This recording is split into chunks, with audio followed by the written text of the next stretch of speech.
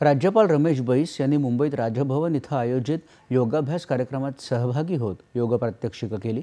पत्र सूचना कार्यालय आणि सागरी सुरक्षा दलाचे अधिकारी कर्मचारीही यात सहभागी झाले होते।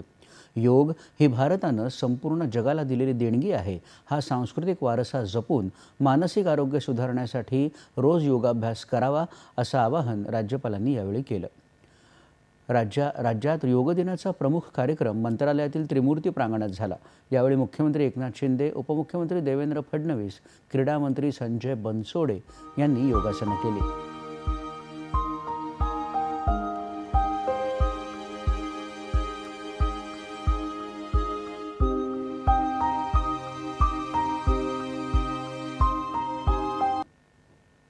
योगाभ्यासामुळे मन कायम ताजतवानं राहतं, त्यामुळे दररोज योगाभ्यास करावा असं आवाहन मुख्यमंत्र्यांनी यावेळी केलं। योगाभ्यासानं कार्यक्षमता देखील वाढते असं ते म्हणाले। दररोज योगा केला पाहिजे, तर त्याचा परिणाम आपल्या एफिशियन्सीवर नक्की होईल, काम आपल्याकडून चांगलं होईल। योग हा एक काळाची गरज आहे। शरीराला स्वस्थ ठेवायचं असेल तर आपल्याला योग आवश्यक आहे, आवश्यक आहे।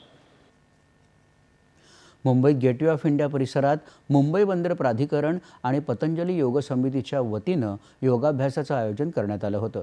यावेळी मुख्यमंत्री एकनाथ शिंदे आणि उपमुख्यमंत्री देवेंद्र फडणवीस यांनी योगाभ्यास केला।